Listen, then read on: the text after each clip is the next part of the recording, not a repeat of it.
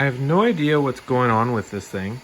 It's an Ender 5, and you can see it's moving around like it's printing, but it's just printing air right now. And this has happened on multiple occasions. Sometimes the print, I'd say 1 in 3 times the print completes. The 2 other times, same thing happens. Now, the extruder stepper motor is not turning at all. Doesn't look like it's even trying.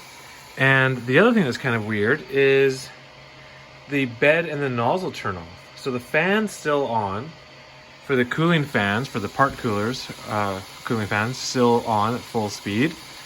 The extruder fan is off, the nozzle is off, and the heated bed is off, but it's still moving around like it's trying to print.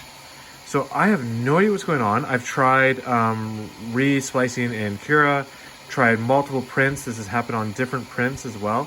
So I am not sure what is going on. So any tips would be very helpful.